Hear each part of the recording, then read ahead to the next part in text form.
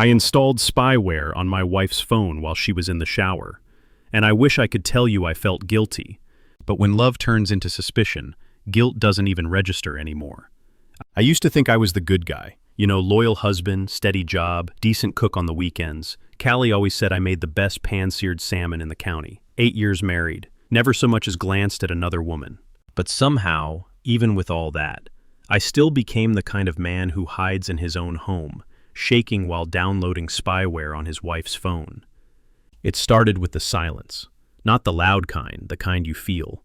She used to hum when she did the dishes, play 90s R&B off her little Bluetooth speaker and dance barefoot in the kitchen like nobody was watching. But then, the music stopped. She stopped. She became this ghost of herself, always busy, always tired, always somewhere else. And the worst part? She took her damn phone everywhere. I'm talking into the bathroom, into the laundry room, even into the closet when she'd forgot something. And me? I started watching her like a stranger in my own house. She'd be on the couch, texting furiously, the screen tilted just out of my view. Her smile would flicker, bright and real, and then vanish the second she realized I was looking. One night I asked, real casual-like, "Who you texting, babe?" She didn't even look up, just said, "Jenna, wedding stuff." I nodded, pretended like that made sense. Except, Jenna got married 2 years ago, and unless she was planning a divorce party, I was being fed premium-grade bullshit. It all came to a head the day I caught her whispering on the front porch. It was raining, light but steady. She had her hoodie pulled up, barefoot on the wood planks, pacing in circles like she was trying to keep warm, or trying to stay out of earshot. I cracked the window in the living room just enough to hear. "No, not yet. He's been acting weird lately. I think he suspects something. I just don't want it to blow up before I'm ready." That's all I caught. But it was enough. My heart started pounding like it wanted out of my chest. I wanted to scream, confront her, demand answers. But instead, I opened my laptop and became something I swore I'd never be, a spy in my own marriage. I'm in IT, so this wasn't rocket science. Just a few clicks, a few sneaky commands, synced her iCloud, installed a monitoring app, did it all in less than 10 minutes while she was in the shower. I remember staring at the loading bar, this sick feeling building in my gut. Part of me hoped it would crash, that something would go wrong, that I wouldn't actually go through with it. But then it finished. Green light, full access, and just like that, I crossed the line. Later that night, I sat across from her at dinner. She made lasagna, her "I'm sorry I've been distant" special. She smiled at me like nothing had changed, like the past few weeks hadn't been this slow, creeping nightmare. "How was work?" she asked, twirling her fork in the cheese like she cared. I looked at her and I swear, for the first time in 8 years, I couldn't read her. I said, "Same old you." "Busy," she said, and that was it. No details, no stories, just that one word. Busy. With what? With who? Why? That night, I didn't sleep. I just lay there, staring at the ceiling, listening to the sound of her breathing. Calm, peaceful, and I felt like a man with a knife in his chest, twisting it himself. Because when the person you love starts hiding pieces of themselves from you, you either walk away, or you tear the whole damn thing apart, looking for the truth. You ever catch yourself hoping your partner is cheating? Because the alternative, that you destroyed something beautiful for no reason, is somehow worse. The spyware worked better than I expected. Scary good, actually. Every text, every call, every photo she snapped. I had front row seats to her digital life. It felt wrong, like reading someone's diary in ink still wet, but I couldn't stop. The first thing I noticed, she wasn't cheating. Not in the way I imagined. There were no sexts, no half-naked selfies, no "can't wait to see you tonight" messages, just normal stuff. Conversations with her sister Jenna, group chats with her friends, notes to herself. But even that felt too normal, like it had been curated, scrubbed clean, like she knew someone might be watching.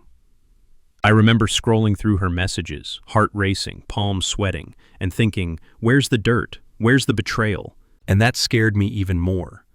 Because if there was nothing to find, then I had officially become the guy who didn't trust the woman he married, just because she stopped laughing at his dumb jokes. I called Marcus the next day. He's my best friend. Been that way since freshman year when we both got dumped on the same day and shared a six-pack behind the dining hall like sad little legends. He picked up on the second ring. Yo, what's up? She's not cheating. Huh? Callie. I look through her phone. Everything. It's clean. Long pause. Then he said, that don't mean she's innocent, bro. That just means she's smarter than you. I let out a laugh, more from nerves than anything. I don't know, man. I feel like a damn lunatic. Like I'm searching for a ghost that isn't even there. He didn't sugarcoat it. Listen, Nate. Women don't pull away for no reason. Either she's doing something shady or she's getting ready to leave. Pick your poison. I wanted to argue, to defend her, but all I could say was, she's hiding something. I know it. That night, I dove deeper, checked her deleted items, her GPS history, even her notes app. That's when I found something, a calendar entry, tucked between real work appointments and grocery reminders. Just one word, venue. It had a location link, some boutique hotel across town, and it wasn't the only one. There were others. Dress fitting, florist meeting, band call, all spread across the last 2 weeks. But here's the kicker. Not one of them had ever been mentioned to me, not even in passing, not even a whisper. She'd been sneaking out in broad daylight, talking to strangers, meeting vendors, plotting something. And I was completely in the dark. I looked up the address to the venue, a little brick building with white shutters and fairy lights strung across the front patio. It was the kind of place people rented for proposals, or weddings, or vow renewals. That thought landed in my brain like a brick. No way. She wouldn't go through all this without telling me. Would she? But the texts to her sister started making more sense. He's going to cry when he sees it. Don't tell Marcus, he'll blow it. I hope he doesn't suspect. I want it to be perfect. Perfect. That night, Callie came home humming. She hadn't done that in weeks. She floated through the kitchen like someone with a secret they were dying to share, but couldn't. Not yet. I asked her how her day was. She smiled and said, "It's a surprise. You'll see soon." I just stared at her, nodded, swallowed the lump in my throat, because at that point, I didn't know if I should be relieved or terrified. You know what's worse than catching your partner cheating? Catching them loving you behind your back in a way you don't think you deserve anymore. So there I was, sitting in my car outside a bridal boutique at 10:27 a.m. on a Tuesday, rain tapping the windshield, hands sweaty on the steering wheel, feeling like a private investigator in a movie, only sadder and with worse snacks. I watched my wife step out of a silver SUV, umbrella in one hand, her phone in the other, and disappear inside the boutique with her sister Jenna.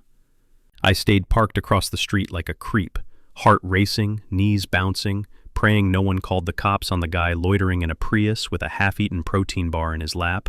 And here's what I kept thinking. What if I was wrong about everything? What if she wasn't cheating?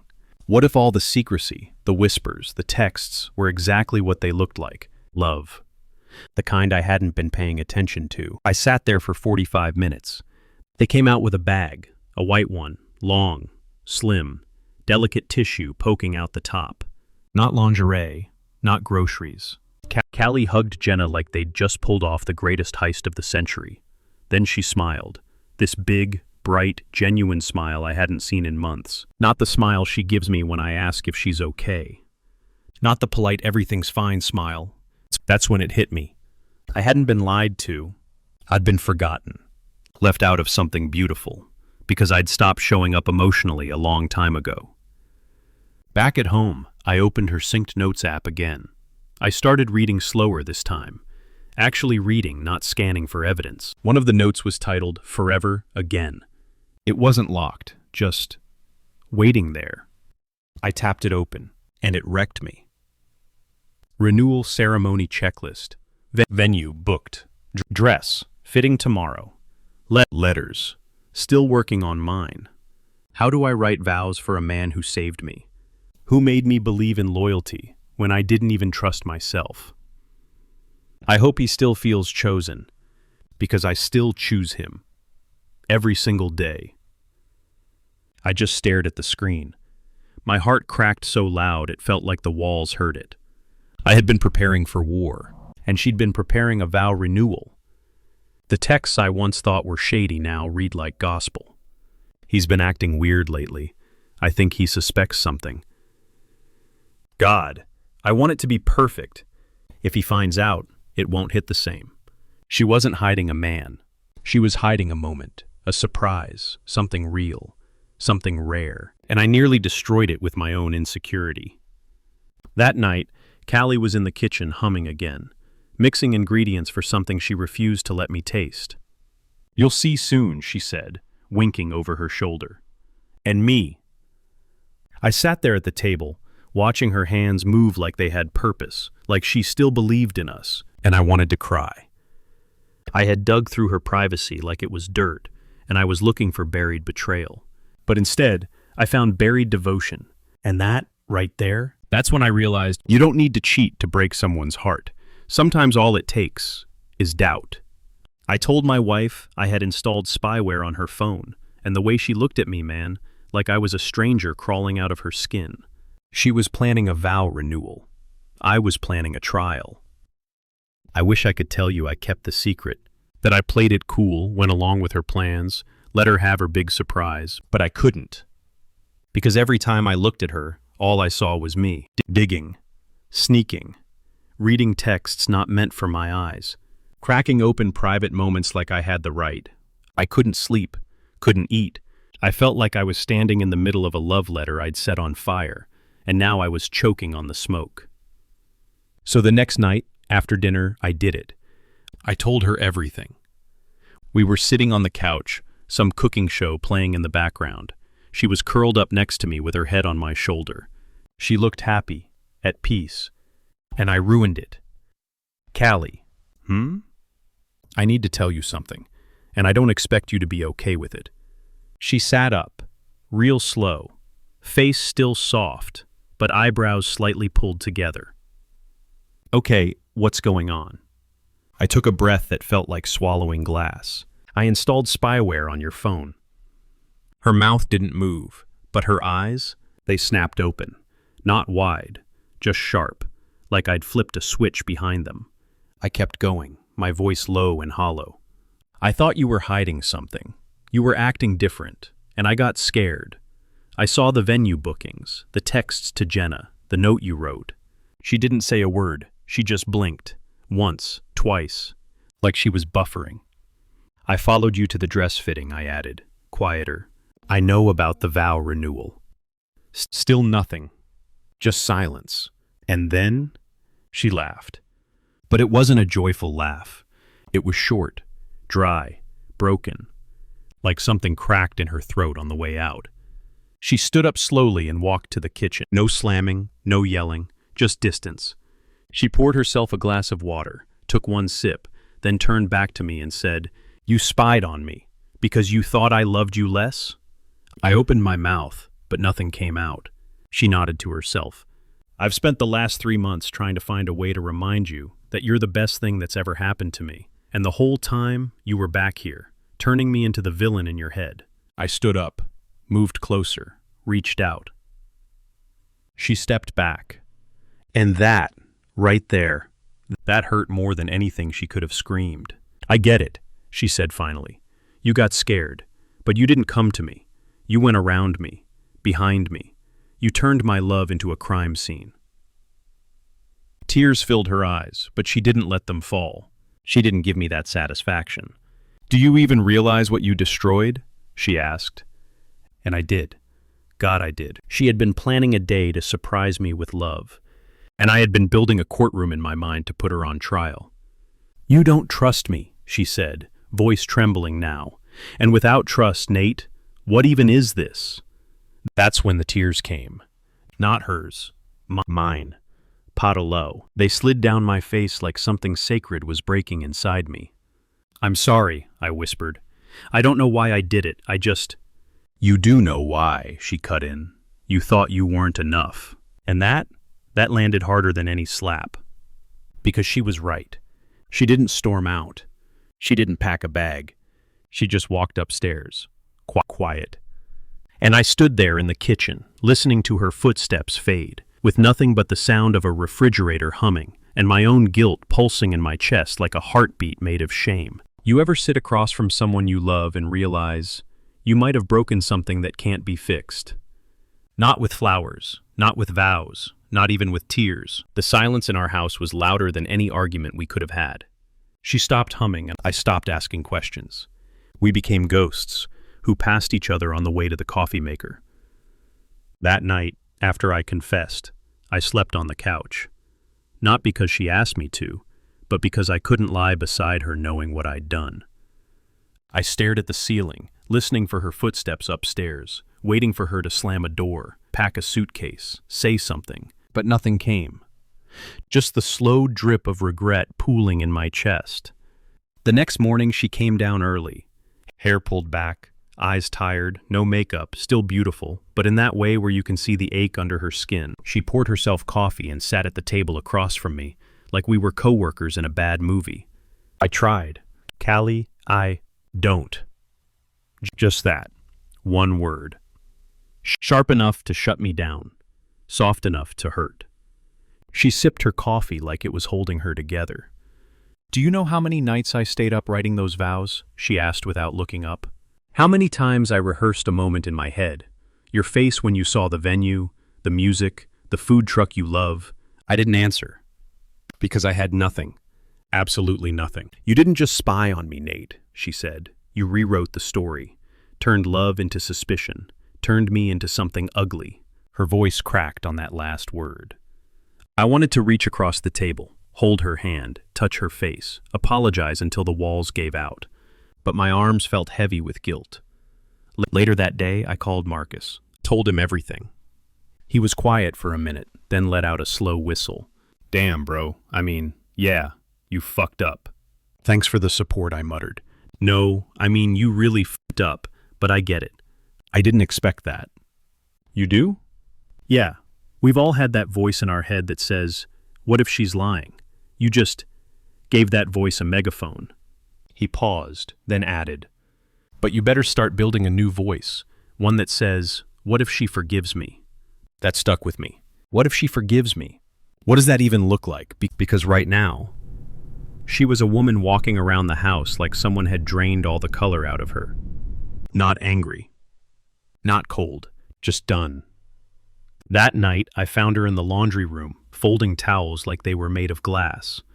I leaned on the doorframe. I read your vows, I said, the note in your phone. She stopped folding. Didn't turn around. They weren't finished, she said. I had more to say. Say it now. She shook her head. You don't get to hear them anymore. That hit like a freight train. She turned, finally, and looked at me. Not with rage, not even sadness. Just disappointment. You wanted to feel chosen, Nate? So did I. She walked past me and disappeared down the hall. I swear, the house has never felt more empty, with both of us still inside it. People think cheating destroys marriages, but sometimes it's fear. Fear of being unloved, fear of being forgotten, fear of not being enough anymore. And fear? That shit will eat you alive. I didn't touch her for 5 days. Not her hand, not her shoulder, not even her coffee mug in the sink. Every time I got close enough to feel the warmth off her skin, I backed away. Not because she told me to, but because I didn't know if I was allowed anymore. On the 6th day, I did something I never thought I'd do. I booked us a couples therapy session. Callie didn't answer when I told her. She just gave me a look that said, too little, too late. But she came. We sat on a couch that smelled like cinnamon and office furniture. A therapist named Dana, soft-voiced and painfully neutral, asked us to start with why we're here. Callie didn't hesitate. Because my husband thinks I'm a liar. She turned toward me. Because instead of asking if something was wrong, he installed spyware on my phone. She looked back at Dana. Because now, I don't know if I even want to fix this. That one cut deep. But I took it. I deserved it. When it was my turn, I struggled. I didn't mean to hurt her, I said. I felt her pulling away, and I panicked. Dana leaned in gently. Why didn't you talk to her? I looked at Callie Savia too, and the answer fell out of my mouth like confession. Because I thought if I asked, she might say something I couldn't unhear, and then it would all be over. Callie scoffed, but not out of anger, out of heartbreak. So, instead, you made something up to destroy it for yourself. I nodded, because she was right. Dana asked us about the vow renewal, about what it was supposed to mean. Callie turned to her, voice soft now. It wasn't just a ceremony, it was a reset, a reminder. We've been drifting, and I thought, if I could show him how much I still believed in us, maybe he'd believe again, too. Her voice cracked on believe. I buried my face in my hands. I didn't know, I whispered. No, she said. You didn't ask. After therapy, we sat in the car in silence. The air between us was thick, like grief. But it was something else, too. Possibility. She finally spoke. You didn't just break my trust, you broke yours. I can't rebuild this marriage if you don't even believe you deserve to be loved. I turned to her, eyes burning. Then teach me, please, help me believe again. She looked out the window. Long pause. Then, I don't know if I can. That night I slept in our bed for the first time since the confession, not because she asked me to, because she didn't say no. She didn't say yes either. She just got in on her side and left the space between us untouched. And as I stared at the ceiling in the dark, I realized something. She wasn't just grieving what I did. She was grieving what I stopped being. She wrote new vows to surprise me. I wrote a confession that broke her heart. We were supposed to renew our love, but instead we rebuilt it, one brutal, honest moment at a time. It's been 6 weeks since I told her the truth. 6 weeks of slow mornings, half conversations, and therapy couches that smell like lavender and emotional exhaustion. We're not fixed. I don't even think that word applies anymore. But something has shifted. She's letting me see her again, not the surface-level smile, not the rehearsed, I'm fine. But the real Callie, the one who loves hard, forgives slowly, and doesn't hand over her heart twice to the same hands unless she feels they've changed. One night I came home and found a letter on my pillow. Cream-colored paper. No envelope, just my name in her handwriting. My heart almost stopped.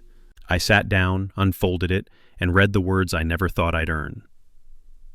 I meant every word I wrote in my vows. You are still the man I chose. The difference is, now you know how easy it is to lose me. If we're going to move forward, we do it with truth. No more shadows. No more silence. Me, just you and me. Raw, unfiltered, real. I read it 3 times. Then I grabbed a pen and wrote my own. We didn't do a big ceremony. No venue, no guests, no string quartet, just the 2 of us in the backyard on a warm Sunday evening, barefoot on the grass, with candles flickering on the patio table. I stood in front of her, holding the note in my shaky hand, and for the first time in my life, I cried while reading something I wrote. I vow to believe you, to fight the fear that made me doubt you. I vow to ask instead of assume, to talk before I spy, to love you as you are, not as I imagine you in the worst-case version of my mind. Because the truth is, you were never the villain. I just forgot how to feel worthy of the hero you were trying to love. She didn't say anything at first. She just stepped forward, wrapped her arms around me, and whispered, "Let's try again." That was 3 months ago. We're still in therapy. We still stumble. But now, we reach for each other instead of retreat, and that makes all the difference. So viewers, what do you think? This story right here, this ain't about cheating. It's about something way scarier. What happens when fear poisons love before infidelity ever enters the room? What happens when you let doubt build a wall where connection used to live? So let me ask you, if your partner betrayed your privacy to protect their own heart, could you forgive them? Or would that be the final break? Drop your thoughts in the comments. Let's talk about it, because sometimes the biggest betrayals come from within. Until next time, don't let fear do the talking for love.